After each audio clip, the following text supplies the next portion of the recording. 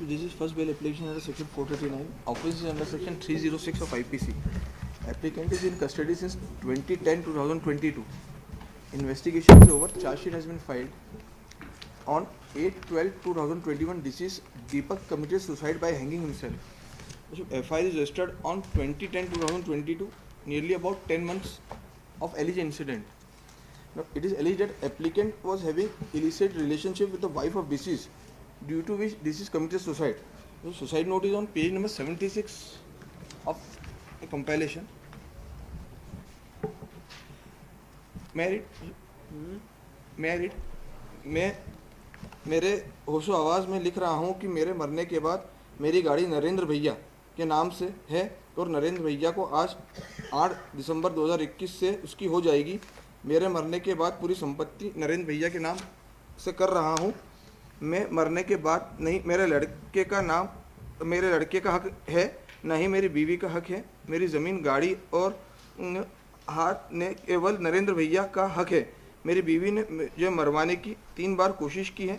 विनोद के पास विनोद के साथ उसके अफेयर चल रहा है 8 साल से। एंड रशिद जो जितेंद्र नरेंद्र भैया जिसके नाम से इन्होंने सब किया है, वो दिन भर इनके साथ रहते थे और उसका भी जो है आप देख ले स्टेटमेंट जो है पेज नंबर 88 पर।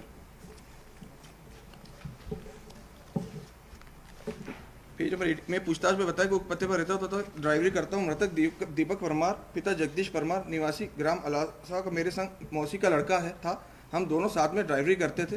दीपक परमार के पास निजी आइशर के पूर्व दीपक के पास लीलैंड दोस्त गाड़ी थी, जिससे फाइनेंस कंपनी वाले किस्त नहीं भरने के कारण खींच ले गए थे।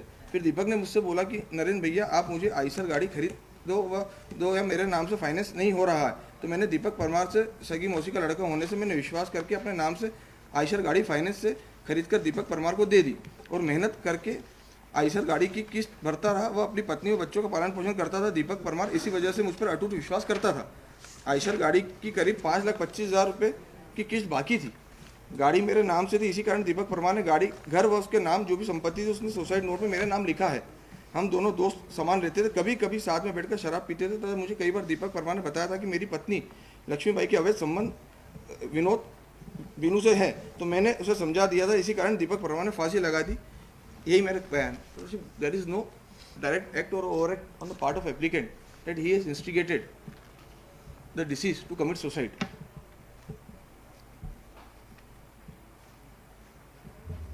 इसका कोई एलिगेशन नहीं है कि उसने अबेट किया हो, डायरेक्ट इन्वॉल्वमेंट हो, डायरेक्ट एक्ट हो, कोई एक्टिव रोल हो हमारा, इंस्टिगेट किया हो। सिर्फ उसका एक कहना था ऑर्डर में आ रहा है प्रेरित किया, वैसा कहीं है क्या? मतलब ये उसके रियल ब्रदर का मर्ग स्टेटमेंट है, in which there is a statement. मैं read the relevant part not.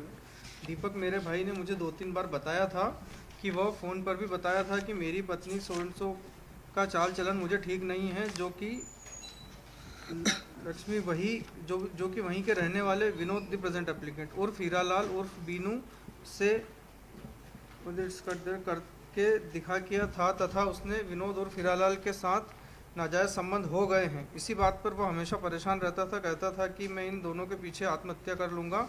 तो मैंने इसी बात पर लक्ष्मीबाई व विनोद और हीरालाल को भी कई बार समझाया था, परंतु ये लोग नहीं मान रहे थे। मरने से 3-4 दिन पहले भी देवास आया था, तो मुझे दीपक ने बताया था कि ये दोनों मुझे परेशान कर रहे हैं।